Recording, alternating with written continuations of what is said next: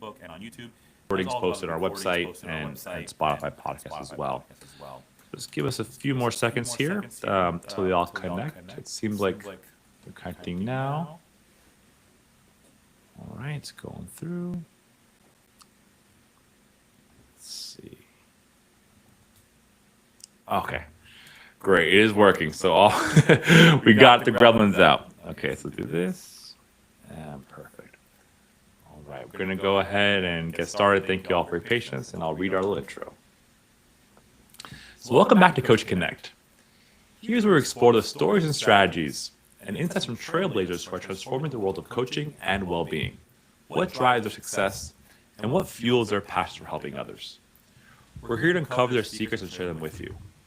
This show is brought to you by Vibely.io, the all-in-one coaching platform designed to empower our coaches with tools, resources, and support we need to thrive and help our clients achieve meaningful, long-lasting growth.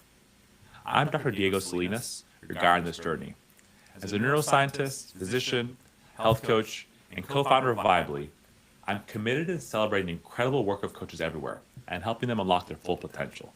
So together, let's dive in deep into what makes coaching a powerful force of change. Our guest today, Noel Chan, was born and raised in Hong Kong and now lives in Boston, Massachusetts, with her husband and 2.5-year-old daughter and their husky.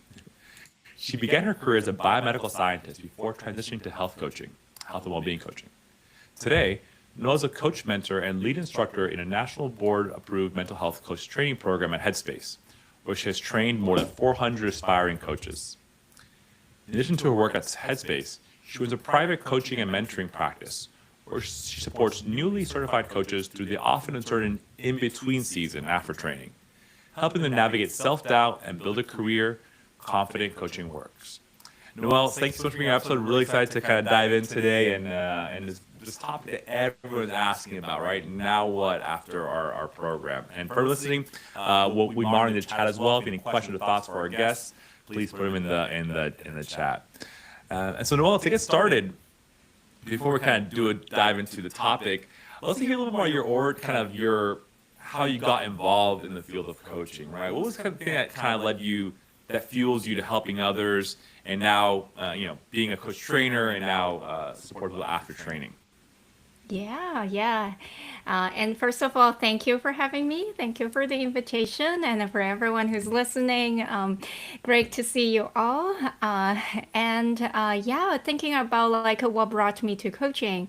And so I was a scientist before. I did like medical research work, and I was in pharmacology in grad school. And then I always feel like there is a gap, like in supporting people, like besides like taking drugs. And so in my integrative medicine, in my fellowship, I should say, I went into integrative medicine.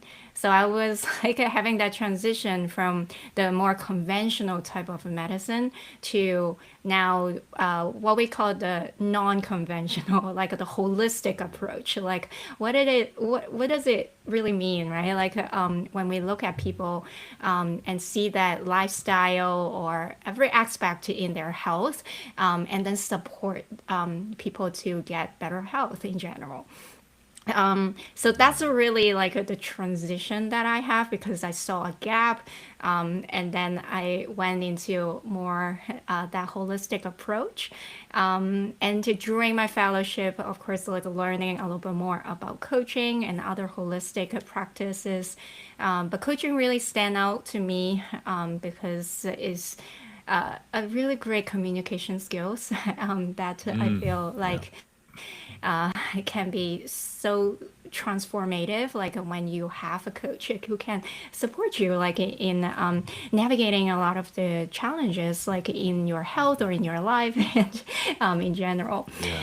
So that's what really brought me to coaching. But of course there's also a kind of a personal piece of it. Like I personally went through grief and loss, with my father and all that. So it kind of also made me think about what type of work do I want to do. And I truly want to work more in like supporting people, which I feel like a lot of health coaches have that calling, right? Like, of I want to help people, I want to support people. So that's one of the reason from my own personal story that kind of bring me from more the research side of work to come into like the front end to support the human part of human centered like work. Yeah. Wow. Well, it's such a interesting. Just thanks for sharing your story. And I see some of us who have that science or clinical background saying there's something really missing here, right? And I think all us who are scientific minded, we think if we just learn how things work, we can explain it to others, change will happen, right? But as we know as well as providers, as coaches here, that's not the limiting factor. So you found through your own journey, what else can not just be the background kind of bench work, which God bless all primary researchers doing the bench work, but really that clinical, that boots in the ground, make a difference in applying all that knowledge that we've gained from science into real application, right? And helping others. And so, Noelle, you've gone on your journey. You're now supporting others going this transition from day one in training at Headspace to now afterwards. And as teacher, mentor to mentor, right? We get asked all the same questions that you and I have talked about beforehand too. And I guess so. I think a lot of students think, all right, I'm going to graduate, I'm certified, and it's going to be kind of handed on a silver platter afterwards. But really, there's there's a different stage of growth once you've trained. Like it's a whole different area. So, what do you think are where do you see students or recent graduates kind of what do you wish they knew about what's that next phase, what to expect to continue growing, developing in this field? Yeah, that's a great question. Because I do remember like how that excitement, like getting out from a certification program, and it's almost like, oh, I completed a piece, right? Like a big piece, so like of this journey, and now I'm hitting these milestones. Very excited about that, and then the part that I wish I knew more about is that more people will have that honesty to share about after that excitement, like what's happening, and how sometimes like coaches get a lot of confusion and mixed feelings, and oftentimes could also feel a little bit scattered of like, okay, there are so many different directions that I can go. It could be finding a job or building my own practice, and even like within those, right? Like, what are all these steps? If I go to build my own practice, like what are some of those things and that I should do? Should I have a website? Should I start talking to people locally? Should I show up online? Which social media platform I should use? So there are so many things that we could do, and I do think that coaches absorb a lot of things that they hear a lot that they there's no lack of knowledge, right? And no lack of information. But it's really about, okay, is there a particular kind of order that aligns with me? What do I need? What kind of fits my life and fits my energy? And that I won't feel burnout so much or I feel so discouraged very early on. So a lot of those could come in, and I wish I will hear more of those honest conversation to prepare myself, like getting into it, and also knowing more about options so that I kind of understand that maybe there's no one size fits all, but then there might be some kind of a guidance and frameworks that could support us to kind of make some decisions in some way. Yeah. Yeah. There's a lot of this is kind of, well, I'm gonna get ahead of myself here. So my mind's already going to the next part, Noelle. For providers, so we come out of the program, right? I think there's this. I'll be honest with you, when I came out, I heard, oh, there's a national board. I know the boards because I medicine. I understand that. There's going to be recognition from that. That's going to be giving you all the visibility. I have the nice badge there, right? Ready to go. And it doesn't always create this visibility or confidence that I think we might have envisioned earlier on. What do you think is actually are things that do, on top of those really important steps, are the next layer to kind of have create that confidence visibility for the coaches or their own internal work to do in order to start showing up in this new phase of their professional development. 'Cause I think a lot of times, maybe if I'm saying this in well, I'm going to add a little thought. I think we think this analogy of college just hit me. Like, you go to college, you get a degree, you get a job right afterwards, it's summer break, right? It's like that's done, and now the next step is already written out for us, and the steps are easy. But coaching felt like there's this, where do I go? Like, man, all this information. So how do people navigate that to actually feel more confident and gain visibility in those early stages of Yeah. professional development? Yeah, and I think that the main issue here is that when we come out from college and all that, or you get on a job, and sometimes like there's some more immediate feedback that you get. You kind of know about, okay, like I graduate and I will go and find a job, and most likely I will get a job, and I have the expectations. I land in a job and I get that paycheck and all that. But in coaching, a lot of the times, the people need to really like get a lot of clarity about yourself first, so that you get that foundation, that identity piece of who you are and who you want to work with. How come you are the right person to support that groups of people, and then kind of start communicating and oftentimes, so during that process, because we are more building our identity along the way as well, that there is oftentimes a lot of delayed reinforcement. So you don't get immediate feedbacks to tell you that you did great, you know? And then a lot of coaches will, I think the missing piece is that you don't know whether you do it right or wrong. And even like I have coaches come to me and they are fantastic, like wonderful coaches. And I was like, you've done Right. such a great job, like supporting your clients. But then they would tell me that, but did I really like, so they have a lot of the self-doubt. Like there's no one who can give you that feedback, as in you land in your job and you have a manager or you have like some Hmm. sort of kind of a guidelines, especially if you're solopreneurs and you are developing that Right. work. So yeah. Yeah. So you're right. That's a great, even from a purely behavior perspective. I love what you said there, Noel. Right? This delayed reinforcement is really hard to make any change. We talk about classical conditioning. The closer you are temporally to the response, the more because response and stimulus that are associated, right? But if we live in a vacuum where we're not either sure what how the process is going or how to them these uncertainties. I think a lot of coaches earlier on this early phase, if you look at any one early phase, we say it's exploration. It's about finding out what's the right fit. In college, you don't need to declare your major on day one, right? You can have an idea, but you can take some time to figure out. And I think a similar, as you're saying this, it's coming to my mind. I think a lot of coaches can take a similar approach, right? Who are the people who I might want to serve? Maybe it's more than one kind of category of people I want to serve, right? And maybe at first it's about exploring what that's like. If I can maybe borrow from a medicine analogy, right? You might go to medical school and think you want to be a certain kind of provider. And the first 2 years you do classroom work, but the last 2 years are clinical rotations.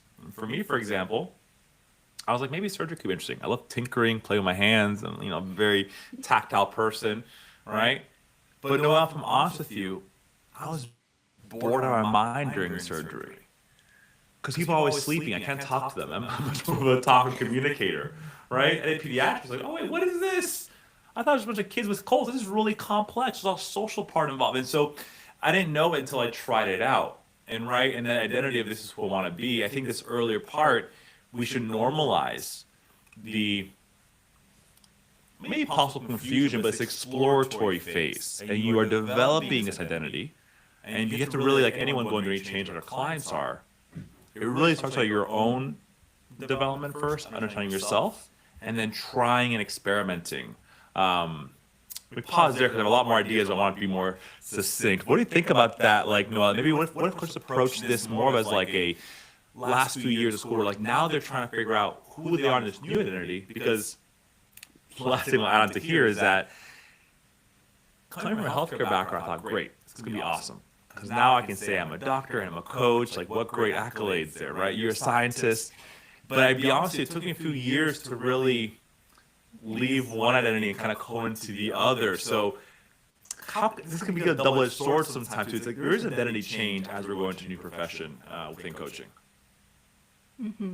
Yes, and that identity piece is huge. I thought, and like you said, like, oh, I have that medical background, and it's a natural fit, like it's for me to become a coach.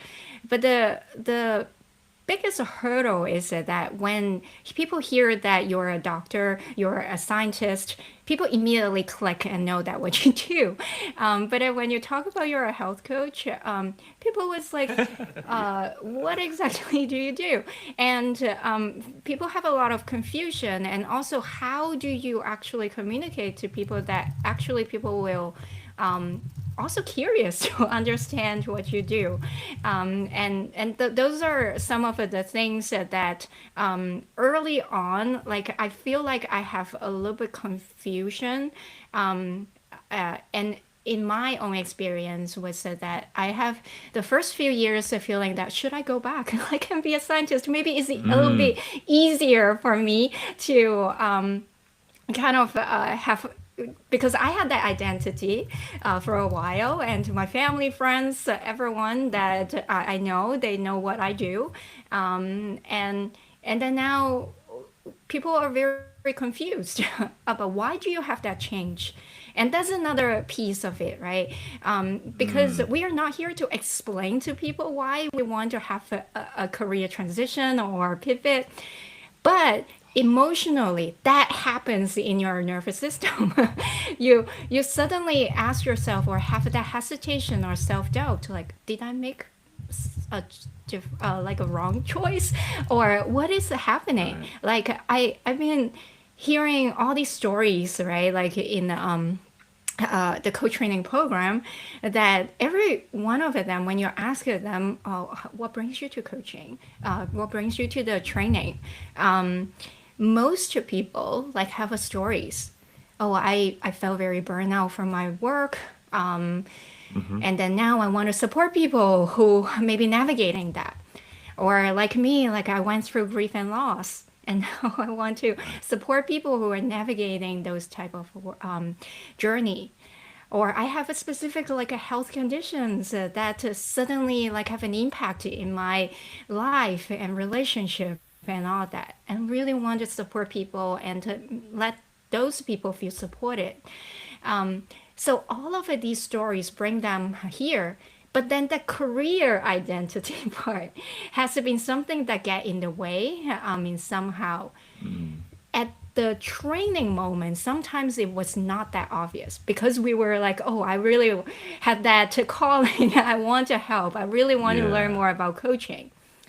But it's oftentimes it could be the first year after the training that it's a little bit more difficult than we thought, with that transition, because it's not only about finding a job or landing like clients and all that. It's also all those like internal work to support like ourselves, to tell ourselves that this is the path that I can see that this is a sustainable career path that I want to walk on. And I think Yeah. that has been like making people or coaches to stop and hesitate and not moving forward, or even block themselves from getting new clients because suddenly they freeze and don't know how do they communicate with people anymore, because it's almost like every conversation I need to explain to people why I go from scientist to become a coach, or why I do this to that, right? So I think that that's the Yeah. piece that also the emotional load as we are navigating all that, which maybe we haven't really talked as much like in this. Oh no, this is making me think and hark back to my first year, right? Things you said there, right? That we're in training. I think, and people who've seen the podcast kind of know my story, but briefly, I thought I was going to find a better way to teach parents about early adult. I was like, I want to teach early parents about the first few years of life, right? How can I teach it without diagnosing them? It's a health teaching program. I'll be a health. Whatever that means, I'll try doing that, right? And then I luckily found this amazing skill set that I think to your point, we could all use for all parts of life communication, right? And to me, it was like, this is how I envisioned how I wanted to give healthcare and well-being, right? Like, it's not just only the diagnosis, it's more the person, not about what I know, but what they know themselves, how we combine this partnership. So to me, it really resonated. And you bring up a great point. In training, it's this wonderful community, but it's a very small, insular community, right? Because now everyone's sharing, where did you come from? What have you done? What's your story? You know, and then you realize, wow, you're in a room full of people that shared pouring passion for helping others, right? And I'm thinking last few days, people do the closing ceremonies, people say, I found my tribe, found my community. And like, you really, the last day is like, all right, we're going to make change the world, right? It's kind of, at least I had that feeling, right? We're going to like, tomorrow it starts. And then there's this gap, right? The community might not be there as much. It's not as clear of a road. And there's so much you said that I'm trying to unpack a little bit of it. That nervous system change and our identities, right? Because even people I was with earlier on gave me feedback that I wish that I was lucky to have that. My the person I was with at the time also worked in mental health. And she pointed out that while I was explaining what I was doing, it was this jumbled mess. And really a lot about why I'm transitioning, not about what I'm doing. It was more why I left one thing versus why I'm working towards another. Yeah. Right? And there was that, how to explain the story versus, it took me a long time versus many, it was a longer process that I didn't really fully understand until later on. I was on that road, how that change was happening. And I was lucky enough to have someone point out to me, hey, the way you're talking about this is really confusing. It just kind of reeks, if I'm honest, a little bit of like you're explaining yourself too much and kind of justifying why you left one and the other. And even then it was hard to figure out how to do it well, right? And people would say, well, what happened? Did you kill someone in medicine? Did you cause it? I'm like, no, I didn't do any harm. Just like I found a better fit for myself. But later on, well, the confidence came much later of explaining, I'm a health coach with this background, and this is how I want to do it. So I think there is, you really caught something important, that nervous system emotional transition we're going through. Not only transitioning, exploring who we want to serve, but also how we're showing up in this new role. I see Elaine Williams said, I love that, normalized exploratory phase. For everyone listening, I'm curious, because we're going to talk this today, can you put in the comments, Noel, how to explain what we're doing to people?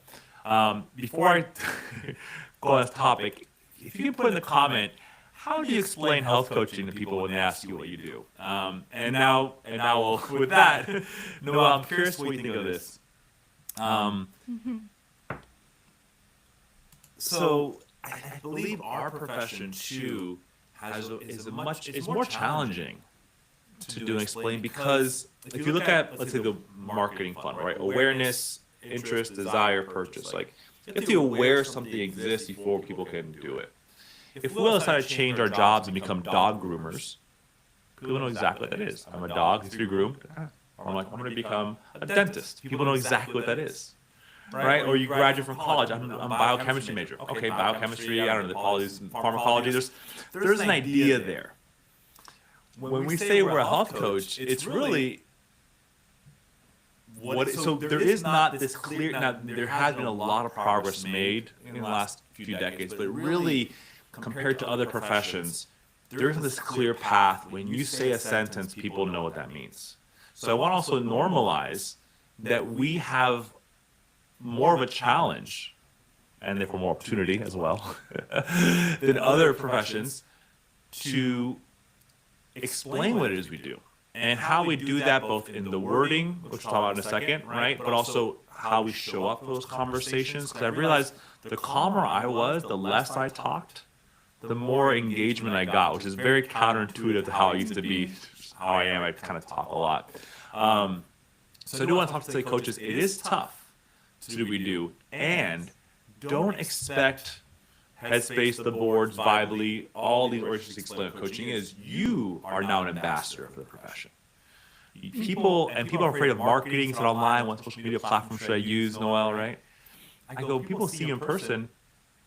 That's marketing, right? Why not? They're learning about you, what's possible, what's not possible. And you don't have that filter of typing. You have all that wonderful full body self you can bring to those conversations and explore it. So with that said, Noel, how I think you have some great points. Like, let's talk about that next phase, right? So now you're working on yourself, your identity. And frankly, what I'm hearing is this is a great time to get coached because you're going yourself through a big transition. And what do coaches do? Work with transitions. And it's really hard to coach yourself sometimes, right? Like having someone you can have that safe container for you to explore not only the logistical, how to say it, but also that, to your point, that emotional piece there. So, what do you tell your people you're mentoring early on? All right, Noel, well, how do I explain what I'll do? And I'm going to share mine afterwards. We refresh the comments, see if you have any comments in the chat. So, Noel, go ahead. What are your thoughts on all my blabbering? Yeah, yeah. How to explain, right? Like, so that people understand. Um, and it's really funny when you mention about this explaining because I went from like a more conventional medicine to the unconventional medicine, and it's the exact like a very similar way that people understand to like what's pharmacology, like medicine, drugs, like those type of things. But when you tell them integrative medicine, almost like a 90% of the people, of course, they will have been quite many years before ago, but then most people would be like, oh, what is that, right? And when you start talking about meditation or yoga or acupuncture and all that, people will be like, "Oh, why would you do that? Like, we have this healthcare system, we have all these like medicine that works really good, like, right?" So Yeah. it's again like people may not aware that's what you're talking about. It takes time, like for people to understand the values of those. So when I explain what coaching is, I think one thing, like you've mentioned about the conversation, you want to get people to curious about what you do. But one thing is also the health coaching, like this title, may not explain a lot. But what really Mm-hmm. can connect to people is when you also know what you are, who you are talking to. Like get a little bit more specific in that way, so that people understand that. If we just say that, oh, I'm supporting people to reach their goals, or I'm supporting people to change their behavior, it's really rarely that someone will wake up one day and see that, oh, I need someone to help me achieve goals, right? So it's like a too broad in some way that no one can identify themselves that they need this, even though they actually need it. So I would say like the number one thing is really think about how a little bit more specific, like who you want to talk to. Maybe let's say, oh, I'm supporting new moms going back to work and navigating like that journey of going back to full-time job, right? Like, and I also have all these like emotional and also physical like health like things that I'm navigating with. So sometimes like we needed to kind of think a little bit more specific of who you want to work with, and immediately your message translate. People identify themselves. And that's the first like connection that people will be like, oh, let me hear more. What do you do within the new moms? Right? So I think that that's one thing. And then the other things is about your values. What do you do? The transformation that you are supporting the clients. So again, not too broad, but then also it's more about what do you support those people? Maybe going from feeling like I'm so overwhelmed getting back to work to now I feel very clear and setting my boundaries like of getting back to work, and but then also not feeling guilty like of being a new mom, things like that. So sometimes like when we can let people understand the transformation that we are supporting them to achieve, that usually will align. So that is another piece that we need to work on, who we are talking to, and then supporting like are the values that we are bringing to support this person or this group of a population, so that people will understand what we do. And the last kind of a piece before I pause is that most oftentimes I hear coaches minimize themselves. People will start talking about what they are not first. I'm just Yeah. a coach. I cannot prescribe you with the nutritional plans. I cannot treat. I could not do this and that. And when that's the first thing that people hear, usually people feel super confused. So, what do you actually do? And also that just to like immediately minimize the values of what we do, and then people just feel like, oh, so it's not something that I really need if it's maybe not that valuable, right? Like in that way. Yeah. So those are the three main things. Like when I start to think about communicating with people, what I do, I really want to see, of course, engaging with them, see what their needs are. But then at the same time, I needed to do my work to know who I want to support with, what are the group. And you don't need to feel that you need to forever like have this one group. Like you said, it could be have a multiple groups. But you might need just something to start with in order to communicate clearly. Yeah. Yeah. Well, so well said. And let me start with the last thing said first in reverse order. I hear that so much, right? Well, what do you coach? Well, it's not therapy, and it's not prescribing, and it's not like what do you describe to me about what it's not, right? So that's just confusing in general, right? And I think maybe coach training programs we talk about, hey, make sure people don't confuse you for therapists, which is of course part of our responsibility to clarify what we do. But saying I'm not a therapist only lets me know I'm not a therapist doesn't tell me what I'm doing, right? Again, a dog groomer is not a therapist. It didn't narrow down. It only removed a certain population that still know what we were doing, right? So there's that kind of more tactile thing. But I think you're underlying a really big emotional component, like you said earlier. I'm just this, right? Or I remember I have students when we'll do that day where they kind of practice their discovery call. And they go, I'm just here to listen. I'm like, no, you're not. You're the extra behavior change, right? You're not just a friend. Like, you actually have expertise, right? So that's a really great call out, right? First of all, stop explaining what you don't do, right? But also, and careful with the words we use, because words matter, right? Words have emotional weight to them. And part of our self-work is what kind of words we use or don't use, because that definitely comes across to those we're trying to connect with, whether we're supporting, whether we're coaching on those we're trying to connect with, right? So I love that strategy. Don't start with what you're not doing.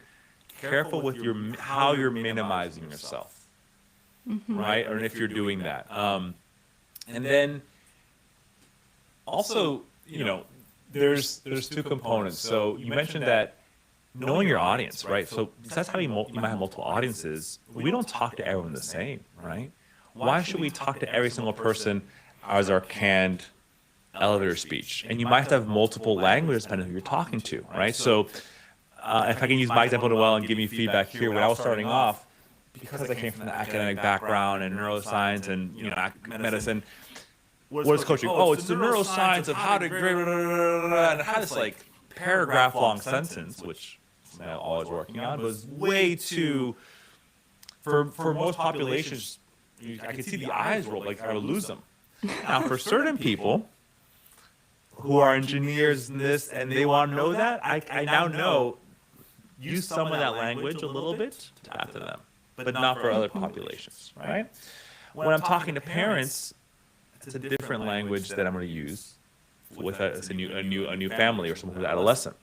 So I think there's two components what we're talking about here. One is, I remember the last day of our program when it was in person, we would stand up and do an elevator speech, right? And then every minute the bell would ring, you take a turn, your partner take a turn, bell rang, new partner. Like literally 20 minutes straight, like you, right? And a few things hit me there. How awkward it felt at first, but also half hour later, doing 30 in a row, it really became easier. So your elevator speech, like, yes, we should have it, but don't think it's the only version that exists, right? And we had an episode about this. We'll tell us too, right? You know, who you're serving. I always said what they're getting, the before and after, and how you're doing it, right? And leave it at that. If people are interested, they can learn more. So, of course, have your elevator speech. But more important than that, I went to one of our past guests. She spoke at a conference and did this example. She said, all right, buddy up and do your elevator speech, right? And then take turns. So, now buddy up, same person, and take a coach approach. And it was, the first one was a lot of us, the coach talking. Well, I use this, I help parents with this. The other one's like, so what are you interested in, you know? So I heard you might be interested in making some changes, right? Or kind of going that approach. And it was all the client talking, right? And it was so layered because we both felt more comfortable, both the coach and the client or the other person, because it was a natural conversation.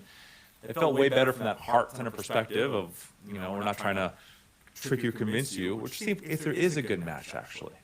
And guess what? When you take this approach, it actually does convert much more too, because that authenticity, that connection is what helps build that trust to take that next leap. So, you know, besides having your elevator speech, if you can make it experiential, because coaching is an experience of being with someone in that kind of container, right? How can you adapt how you're saying to those people in front of you, but also show them a little more versus tell them a little more?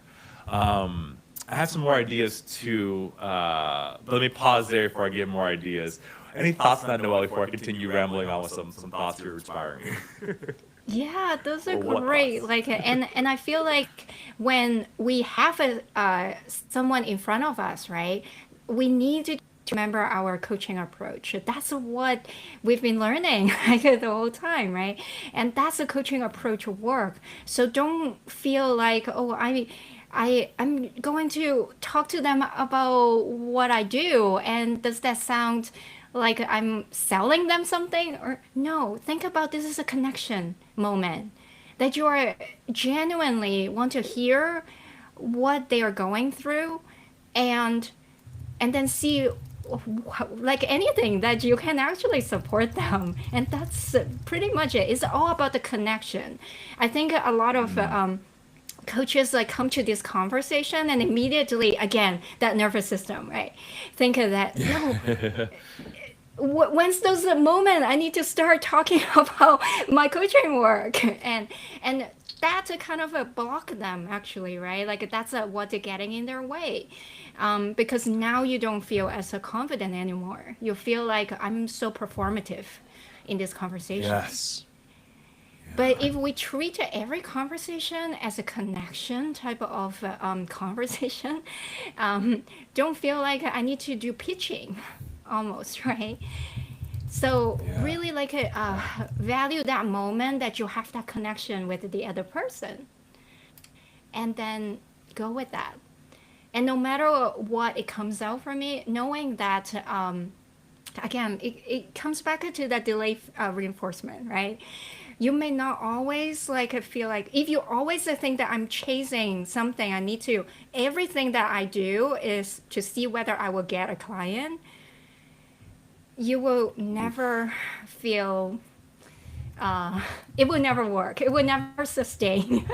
It will kind of hit burnouts too early, right? Like, so Yeah. what is happening is that really come from that genuine side of it, make connection. If you have that person in front of you, take that moment to make a genuine connection, and things will unfold like at that point.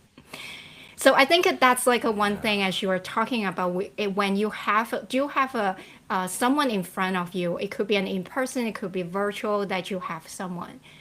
But I think what I want to kind of touch upon is also before that step, before you actually have Okay. someone in front of you, right? What that visibility look like? Because what I was sharing about why it could be very helpful to think a little bit about the specificity it's because you may not always like just people know about you and then talk to you. So you will Right. need to How do you like get that there's person a in front of step. you? Right. Right. So there's a step before that that you need to let people see you. So I often like hear coaches ask this question, where do I find my clients? And my question is actually, how do you make you yourself like feel seen so that people can find you, the right people can find you, so that you will get to that conversation that we just talked about. So I think that's the piece that we need to kind of figure out, and that specificity piece that I shared earlier will help you because you now whenever you show up in a way, let's say when you are showing up on LinkedIn to post a post, right? You kind of know like what you want to share in some way that someone will feel like seen because of what you write, and then they will be Yeah. curious. They will pay attention to your work.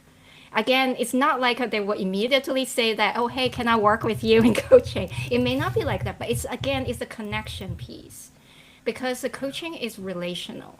People need to build that trust and rapport in order to feel like, oh, maybe this is, like this is the real person that I feel Yeah. safe to get to know more about their work, right? So I think that that's Yeah. the piece about it.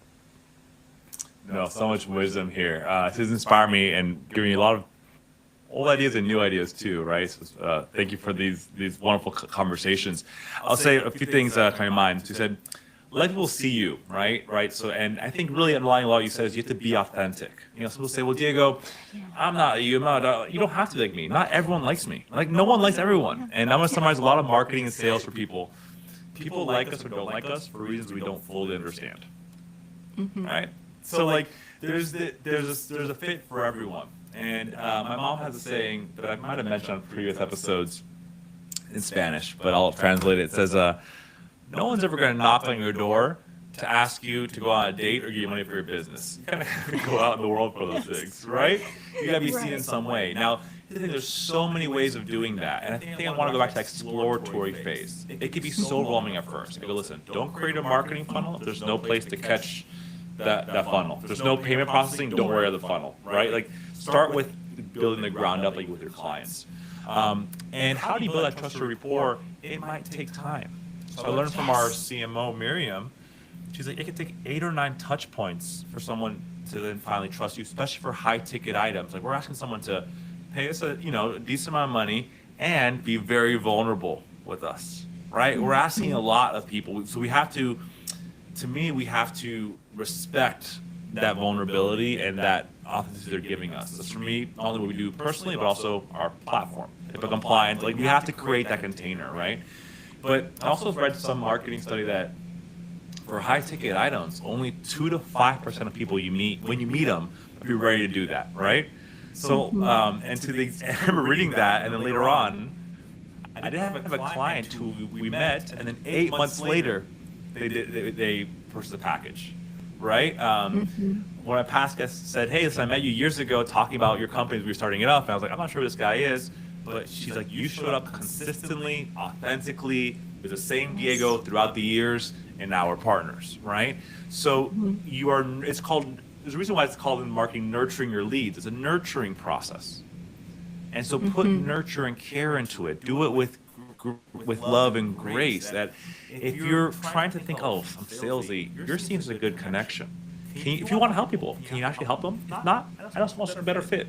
And I realized this, Noel, that once I took that approach, things became so much easier. And it reminded me, I had one of my students last year. We do a business panel at the end of the program also, right? And so I'm on that. And she asked the question, she said, how do I tell people how good the Duke Health Coach training program is? And I said, can I take this question myself? I was like, you're approaching it the complete wrong way. or I wouldn't approach it that way. I was like, ask the person what they want, what they're looking for. Yes.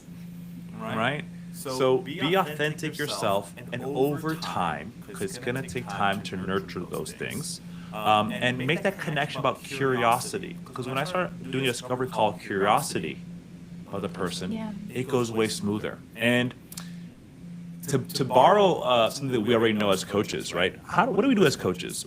Someone comes in with an outcome they want. Right? I want to read this many books per week, lose this much pounds, do this, blah, blah. And what do? We translate that outcome into a process. Right?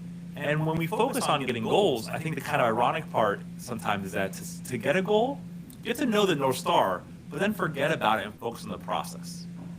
I say if you're climbing Mount Everest, you don't climb it looking for 30 miles, you look at what's in front of you each step. Right? Yeah. And so when you're in that discovery call, focus on that calm, curious connection, right? It is your connection. If there's not, that's okay. You're also seeing if you want to work with this person. And once I started taking that approach, I think a lot of that feeling, what's the word I'm looking for? Feeling desperate, feeling needy, because that can come off a little bit. That energy comes off, and people can be a little bit repulsive in the sense of like it pushes you away, right? Not repulsive like it's horrible, just creates distance, right? And you never know if you're talking to someone, maybe they're not their client, but their mom is, or their friend, or they know someone you should talk to. So not only meeting your clients, but learning about your network, the collaborators, those people who also are in that sphere of those people you're trying to support. And if I could add a few more things here, someone mentioned earlier, exploratory phase. We have who we want to serve, and also be open to who might be drawn to you. I historically have always worked in female-dominated fields. Pediatrics, general pediatrics is mostly female. I taught preschool for a year. I didn't see any male teachers there. Coaching, mostly female. A few years ago, I started getting referrals from people saying, "Hey, can you coach my adolescent son, who's also, Hispanic or first generation, and I'm looking for a male provider. There's not many male providers out there. I didn't choose to be born this way, look this way, speak these languages." Right? So be open to what you are looking for and who's kind of resonating with you. And to your point, the more you can see these patterns, what's working, what's not working, this is your exploratory phase. I have one idea I want to ask you, Noel. I kind of give a lot of generalities. But here's how, there's a lot of ways to do this, right? How to get that foot in the door. Everyone is different. Some people, but I'll be honest with you, my prior practice, I mostly grew it through ended up being workshops, referrals, word of mouth, and workshops. And here was my thought here. I'm curious what you think of this, right? Because there's many ways of doing this. You don't have to do my approach. But we as health coaches know that the limiting factor is not knowledge, but what are people looking for? We often say meet your client where they're at. Why don't we meet our leads or process for that as well? Right? They're probably not looking for, once you've been coached, you probably do look for coaching. But otherwise, like now I want to do this stuff because the coach works in this field. Perfect. Because now I understand what the profession is. But beforehand, meet them where they're at. So for me, I was creating these workshops or events that were tailored to those topics that the population said they want to know more about, or I showed that I understood their plight well. So I start with, for me, those two big categories was parents. They want to know about sleep training. Do a short sleep for kids. I also do parent coaching. Healthcare workers talk about what it's like to be on rounds and, with attending there, all that stuff. And then this helps burnout. So if you could have different avenues that could, in a sense, be familiar to them, right? And for me, what I found too is that sometimes a group setting felt like my clients later on told me this feedback, right? So when you do these things, always ask your clients for feedback. What brought you to this group? What else do you want to learn? And I've changed my language throughout the years because of that. What brought you in today? What else is important to you? We can assume all we want, but when you assume, you're gonna miss something, right? And so again, you're learning, you're evolving. This is your R&D moment, your research and development. And someone, when I said what brought you in, what did they say? You never know what's, I guess you never know. I'm kind of going through two different thoughts here at the same time, and I want to be more succinct. Um, Focus on hunting the connection, and I think the other stuff will come, but with time. When you nurture a plant, it doesn't grow overnight, right? But you have to also be consistent in this. I think a lot of early coaches may do the right thing, but for maybe not long enough, and they lose that momentum there. So curious, Noah, I threw a lot at you. I probably should have paused earlier. What are your thoughts on some of this, or different approaches people get to, like workshops, for example, the ways to kind of get that foot in the door that might feel authentic to them and be sustainable? Yeah, and I think that back to that clarity piece or that identity piece help you to stay consistent in some way because now you do the foundational work, you do the groundwork to know who are more the aligned people that you want to work with, so that you will be able to show up and also do what you mentioned about the R&D. You are going to evolve, but you will have like a kind of a little bit of a container in some way, like to play around, like okay, what kind of things I should adjust within that instead of very scattered in a way. It's like super broad and okay, one day I can work with a completely different type of people, which sometimes again can feel very overwhelming to feels like I need to start over again. So I would say like that it needs a lot of patience, and that's the reality of it. So knowing that.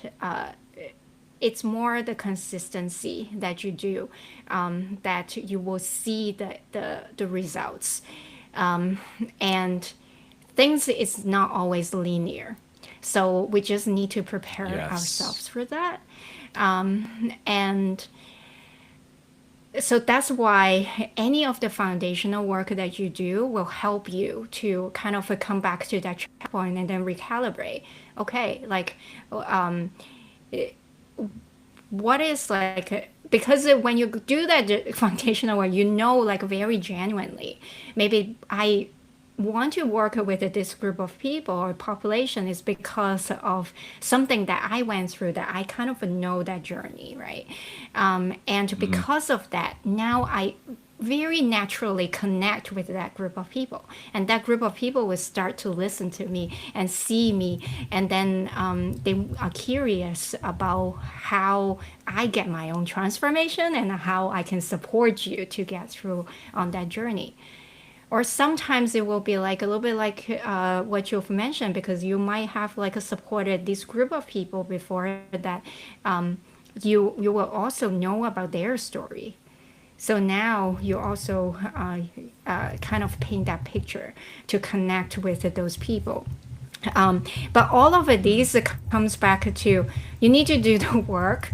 No one will tell you, okay, like you should start doing that. I think like there's always some trends, right? Like online that we can see. Oh, what are those like top trends? Like you need to hit this and that, and then you will be able to find people that want coaching. I think those are all great information, but at the end you need to know about yourself, or else you will never feel aligned. So that alignment will help you to feel consistent and mm. sustainable in this journey. So that even any time that you hit a wall or you feel like, oh, suddenly I feel very discouraged by everything, I come back to like what I have done, like with the foundational work. And then I look at all these, does it still make sense, right? And then recalibrate again, and then you will continue with it. So I think that's like the part that helped me multiple times, like to come back and then continue. Because Yeah. honestly, all we have is ourselves, right? Like all we can kind of go back is who we are, and Right. and if we can understand that part the most, then we know how to support others. Because we have that genuine kind of heart, like to move forward. Yeah. Yeah. No, thank you for grounding me in my kind of scattered thoughts, but also all of us in that. Because that word you said, I was thinking about my sustainability, and you said that, right? And coming from someone who experienced burnout in medicine and kind of working with people in that, research is research, right? But whatever you do, it has to be sustainable, right? So, if, like for me, why did workouts work for me? I like people. I'm extrovert. I like the spontaneity. I'm not that good of a planner, as most people who know me well or have to wait for my emails know, right? So for me, the idea of not that I don't write stuff, right? But for example, for me, a podcast felt very natural for me. Not that I don't get nervous or I'm still learning every single day, but it felt okay. All right, I can show up for an hour and see what happens. Versus you told me to every day write a page, I'd be like, yeah, I get it done, but it weighs me down a different way. Here, when I have a day, when I have a podcast, I can tell a day I'm definitely more nervous, but it's an excited nervousness. Right? I'm a little more buzzed in, okay, make sure they're okay, have water around.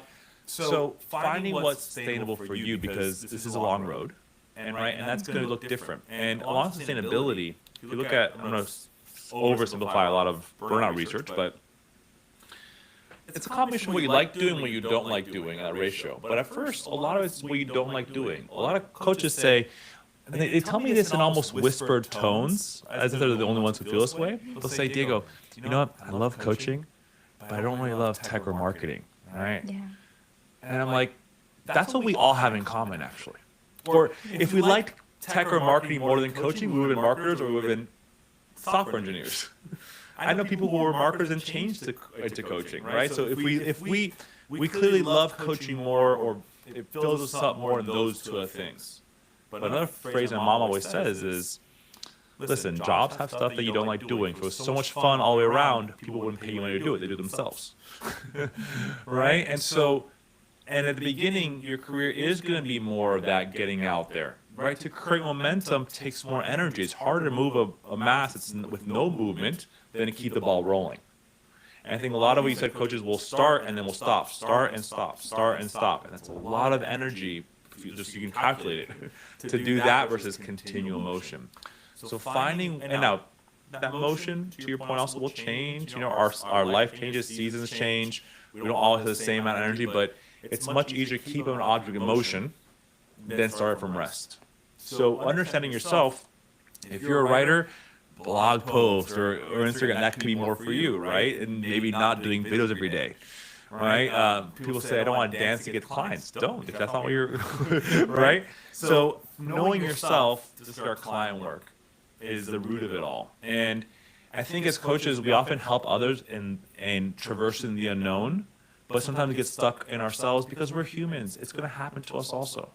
I had a client who one time said, your life would be so easy, Diego. You know how the brain works. And I was like, just because I know some of it doesn't mean I don't have those negative thought traps, right? Or I had a former student, Noelle, who she said, well, I don't know if this is for me. Like, I've never done this before, And I said, if you had a client come to you and said, hey, Noelle, I'm curious to do something I haven't tried before. Would you say, no, client, you can't do that? You say, okay, let's explore it. So in one way, we do so much of that with others to overcome their fears, to do those things, but yet we kind of sometimes freeze up, but don't use that same advice that we give to ourselves in this category, whether it's imposter syndrome, the unknown, etc. But we actually know the tools more than we might think, because that fear is blinding us. And now it's about saying, all right, use these tools, use my resources. Being a solo provider doesn't mean you do it all yourself. You can have colleagues, you can network, collaborate. Someone else says do the help you out with some of the flyers, etc. So I do agree that sustainability, and also if I could add to that, Noelle, having graciousness with ourselves. We tell our clients fail forward, right? How many times I was like, oh man, that was not a good call. I just steamrolled I talked to all right, learn from it, get back up. But you have to be anchored in your why, because this is going to be work. It is going to put energy required into it. But I also say, a phrase I've come up with, Noelle, is that hopefully love will inspire the work it requires. Yeah. It is work to give love in this way. In the moment we're doing it, or we're going to get to that phone call, right? But find communities or ways that keeps that sustainability, And when you do feel you're falling over, you can get back up more quickly with people, right? But I think you hit the nail on the head. It's so easy to get lost in the what to do's. Really focus on coaching, vision, and values. That's your fuel. That's going to help you navigate whatever those to do's might be. Yeah. And also the support that you've just mentioned. I think a lot of the coaches, if they're building their own work or on this journey of figuring the what's next, they're very isolated. And a lot of the doubts that comes in and then asking the question of, what did I do wrong? Did I miss something? And oftentimes, like we forgot about all the strengths-based approach that we've learned in coaching. And so we often like ask like, okay, maybe we need to look for the next solution to help me to figure out what I'm missing or what's wrong. But instead of that, honestly, when you talk to people or like start to have like community or support, like you will realize that you have a space that you can start kind of a sharing like these like emotional load that you are having when you're navigating this journey, and then you will get clarity. That's what we've been trying to do, right? Like in coaching, and a lot of the clients tell us that I get so much clearer about like my what's next, and this is exactly it. And I think like coaches sometimes they also feel like, oh, but I there's like a things that also keep it get in their way for getting support, and that could be like something to consider too. Yeah, Noel, speaking of community, so for those who know, I got fortunate to meet Noel years ago, right? You know, through I think through kind of LinkedIn, just connecting, and it's been wonderful getting to meet for all this time, and then kind of seeing us all grow in parallel, right? And you know, love that you're in the Bobby community, because that's what I say is that I've heard from so many coaches these awesome ideas or these struggles they have. My idea to put a community together was that let's talk about it, let's collaborate, let's refer, let's support each other personally, professionally. Let's have a collective collaborative where we can kind of grow together. And one thing I've learned myself, and I think I'm going to generalize for other well-being providers, is that sometimes we can tend to give more to others than to ourselves. Yes. I know that now. I learned that almost a decade ago, and it was really clear. And even if I know it, I still tend to give more to others than myself. Like it's my inclination. It's for better and for worse. Right? Mm-hmm. Even when I'm aware of it, I'm still a human being working through change. It's still something I adapt. Right? Now I made a lot of changes, but I know I'm aware enough to know that's where I tend to. But then I thought, wow, I see a lot of similarity, a lot of my colleagues, a lot of people in the community there. So I say, when you're feeling stuck, not if, but when that moment happens, or of doubt, you have a community of awesome people who also like to help others, right? And you can help your friend out or potential new friend, and then they help you out, right? We had some wonderful conversations, and now we're talking about partnerships and all this stuff. Because of the genuine country we had years ago, with no strings attached, let's see what happens, right? And now here today on the 40th episode of the podcast, and you're doing your own thing as well, right? Like it is when that happens, there is this wonderful community that gets it, that gets how hard it is, and also knows pretty well how to help someone through journeys. Mm-hmm. So when you're feeling stuck, reach out to the community, whether someone else, but what's the saying? You might go faster alone, but you go further together. And even a solo practice again. And I think as a community of providers, we mentioned at the top of the call that one of those limiting factors was, what do we do? What is that we're doing? I think we start collaborating and explaining that more to each other, to others. My goal, Noel, is that one day people see health coaches the same way they see doctors. Yeah. Right? If you look at a radiologist and a gynecologist, those are two different jobs. One never sees any patients ever, only computer screen, right? Unless you're interventional. But if you're, right? The other one sees only females, right? But people understand they're both doctors. Yes. All right? So I would hope, okay, well, this is an executive coach, this is a health coach focusing on parents, this is focusing on moms. Oh, they help people to change, but different starting points of the change, right? So I think our profession can really increase more at a more exponential rate if we start referring, collaborating more, to understand these are how my colleagues work. It's not that Diego happens to love doctors and parents and someone else loves coaches. Is we work in this behavior change field that's evidence-based, science-backed, and just like doctors, we have different things that we focus on. That I can talk to the doctor and understand what they're doing, but they might have more resources in that category, right? Yeah. There's still that scientific method unifying us. But that's a Noel. I could talk to you forever. But we'll start wrapping up here. I know we've got over our time here. Where, a few questions I want to ask. So we're looking at you in the Vibe community, and I'll put the Vibe, your profile down here after the episode. I'll make sure it's there. But where can people also find out about you, connect with you more? And there's something you mentioned before we went live that you could maybe mention that little surprise that you had for me as well before we wrap up. Yeah. Yeah, so for everyone here, I do have a little gift. It's that I have a free training like on the 5 steps to explain your coaching, so people actually get it.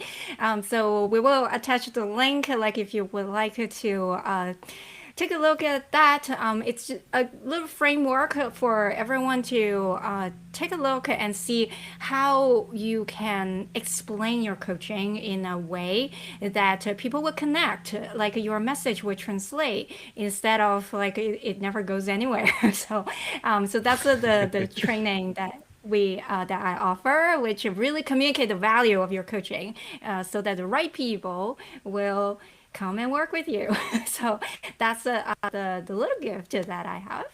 And also, I'm on LinkedIn, and I truly like agree with what you've just shared. Is that like if we as a community, like all of us, like coaches, so that you truly like understand like your values of what you do, and then you start showing up in a way, like start talking about the perspectives that you have. Maybe it's about for me it's about like mental health, let's say, but for others it could be like in a particular area about chronic disease, like on diabetes, right? So if you can like start sharing some of your knowledge and in a coaching approach, like how you look at things, like how coaching could support those people, and to start showing up like that, the ripple effect is going to happen. Like if we show up more and also think about all of it, that it's a part of like how you connect with people